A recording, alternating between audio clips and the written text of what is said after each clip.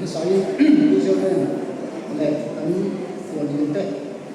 quần sầu tê là cầm xuôi tu tê là cầm host tê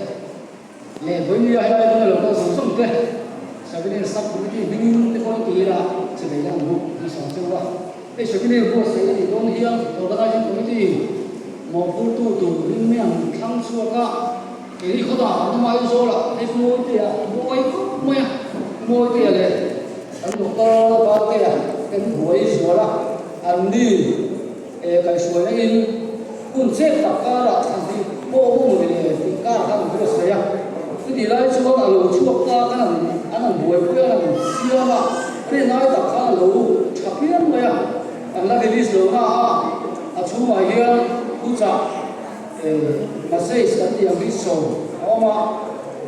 cái cụ lý số mà thì có cái số của nó cả tin Asia cũng thế thôi bây giờ ram cần ram qua là cũng suy thế trong thế gì thế cần biểu cụ MLA sống tập thế lệ tôi thằng nó là chỉ biết sao số ta thế bây giờ ram thằng thế tôi mua mà thế anh cần phải vay được chứ chúng ta cả chỉ thằng sang cho nên phải tập in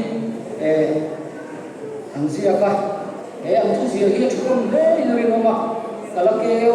số cái lâu ta ama rồi số chân quỷ không biết là cái brand xoay mẹ cái lâu thì nó lại chân quỷ vua cần nỉ thì cần xia để đang sinh sinh cho con lì chúng ta là sai cái đấy à mình ra thì là cái là mình số cái ngáp là xong in khát xuân và khát tao rồi tụi in